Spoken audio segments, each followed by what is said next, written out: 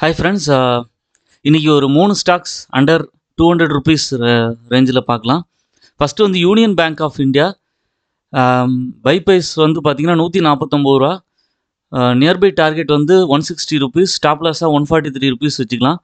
Union Bank of India வந்து business of banking services, government business, அதுக்கப்புறம் wealth management, mutual funds இதில் இருக்காங்க. Market கேபிட்டலாக 1,13,000 கோடி இருக்குது.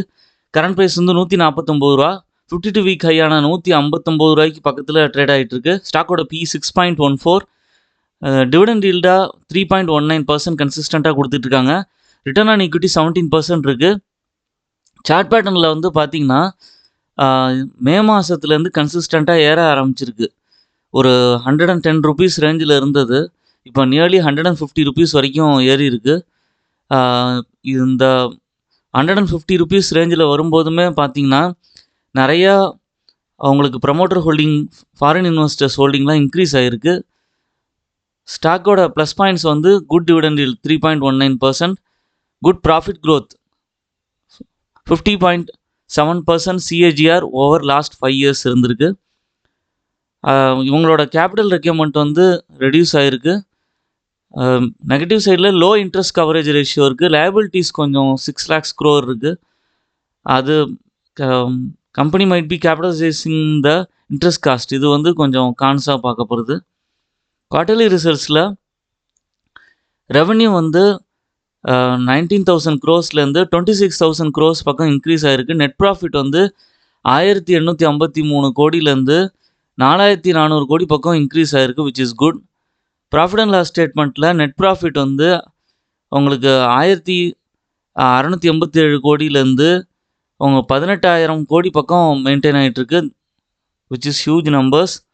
ஷேர் ஹோல்டிங் பேட்டர்னில் ப்ரொமோட்டர்ஸ் கிட்டக்க 74% இருக்குது, ஃபாரின் இன்வெஸ்டர்ஸ் கிட்ட 7% இருக்குது, டிஐஎஸ் கிட்டக்க 11% இருக்குது.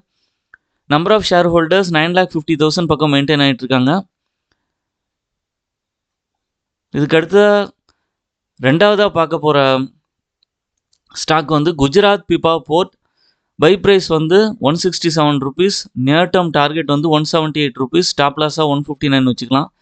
இவங்க வந்து private sector port located in south west coast of Gujarat near Bhavnagar. இவங்களோட ட்ரேட் ரூட் வந்து இந்தியா தவிர US, Europe, Africa, middle east இந்த மாதிரி கண்ட்ரீஸ்லேயும் இருக்குது.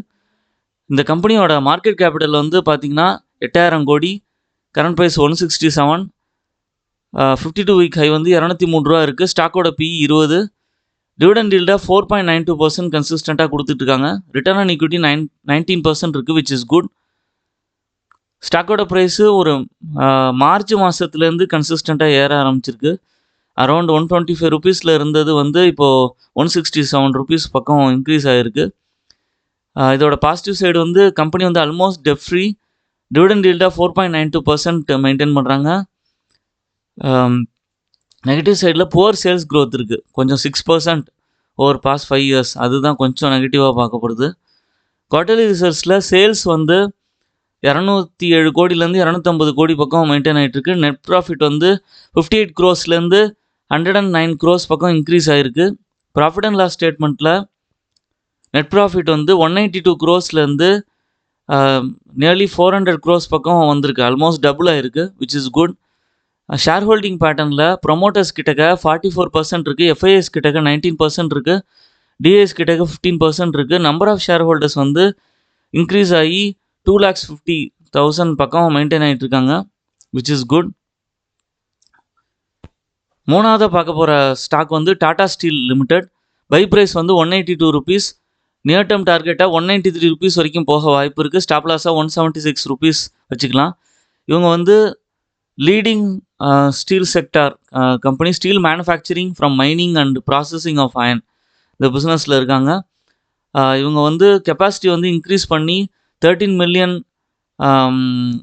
டன் பர் ஆனம் வந்து 2025 டார்கெட்டாக வச்சுருந்தாங்க. அதை நோக்கி போயிட்டுருக்காங்க ஆல்மோஸ்ட்டு. மார்க்கெட் கேபிட்டல் வந்து 2,28,000 கோடி, இப்போதைக்கு கரண்ட் ப்ரைஸ் 183, ஸ்டாக்கோட பிஇ 47, டிவிடெண்ட் ஈல்டாக 1.97% கன்சிஸ்டண்ட்டாக கொடுக்குறாங்க. ரிட்டர்ன் ஆன் ஈக்விட்டி வந்து 3.89%, ஸ்டாக்கோட ப்ரைஸ் வந்து மே மாதத்துலேருந்து கன்சிஸ்டண்ட்டாக இன்க்ரீஸ் ஆக ஆரம்பிச்சிருக்கு. ₹125 ரேஞ்சில் இருந்தது. இப்போது வந்து உங்களுக்கு ₹183 இருக்குது, விச் இஸ் குட். ரொம்ப நாளாகவே பார்த்தீங்கன்னா கன்சல்டேஷன் ஜோனில் ₹125, ₹130 இருந்தது இந்த பாஸ்ட். ஆனால் லாஸ்ட் 6 மந்த்ஸாக பார்த்தீங்கன்னா நல்ல வளர்ச்சி வந்திருக்கு. ஹெல்த்தி டிவிடெண்ட் பே அவுட் 26.8% இருக்குது. இந்த ஸ்டாக்கில் உங்களுக்கு நல்ல ரிட்டர்ன் கிடைக்கும். Poor sales growth negative side. But வந்து குவார்ட்டர்லி ரிசல்ட்ஸில் சேல்ஸ் வந்து 63,000லேருந்து 53,000 கொஞ்சம் குறைஞ்சிருக்கு. நெட் ப்ராஃபிட் வந்து கொஞ்சம் நல்லாவே குறைஞ்சிருக்கு. 2,000 கோடி பக்கம் மெயின்டைன் ஆகிட்டுருக்கு. ப்ராஃபிட் அண்ட் லாஸ் ஸ்டேட்மெண்ட்டில் நெட் ப்ராஃபிட் வந்து 4,000 கோடி பக்கம் மெயின்டைன் ஆகிட்டுருக்கு. இவங்களுக்கு வந்து என்ன இதுனா, ஸ்டீல் செக்டாரோட டிமாண்ட் வந்து இன்க்ரீஸ் ஆகும்போது நல்ல சேல்ஸ் இருக்கும். சில சமயம் வந்து பார்த்திங்கன்னா உங்களுக்கு அந்த டிமாண்ட் இறங்கும்போது கொஞ்சம் நெகட்டிவ் சைடில் போகும். நெகட்டிவ் சைடில் போகும்போது கொஞ்சம் பொறுமை அவசியம். ஏன்னா அந்த சமயத்தில் வந்து மேபி ஷேர் ப்ரைஸ் இறங்குனுச்சுன்னா கொஞ்சம் குவான்டிட்டிஸ் வந்து இன்க்ரீஸ் பண்ணி வச்சுக்கலாம். ஏன்னா ஃப்யூச்சரில் இவங்களுக்கு வந்து சேல்ஸ் அண்ட் ப்ராஃபிட் இன்க்ரீஸ் ஆகும்போது உங்களுக்கு வந்து ஷேரோட ப்ரைஸும் இன்க்ரீஸ் ஆகும். ஷேர் ஹோல்டிங் பேட்டர்னில் ப்ரொமோட்டர்ஸ் கிட்டக்க 33% இருக்குது, எஃப்ஐஎஸ் கிட்டக்க 17% இருக்குது, டிஏஎஸ் கிட்டக்க 26% இருக்குது. நம்பர் ஆஃப் ஷேர் ஹோல்டர்ஸ் வந்து உங்களுக்கு 55,000 பக்கம் 55 lakhs பக்கம் மெயின்டைன் ஆகிட்டுருக்காங்க. இது வந்து எப்படின்னா, உங்களுக்கு லாங் டேர்ம் பெர்ஸ்பெக்டிவில் நான் யோசிக்கிறேன் அப்படின்னா நீங்கள் கன்சிடர் பண்ணலாம்.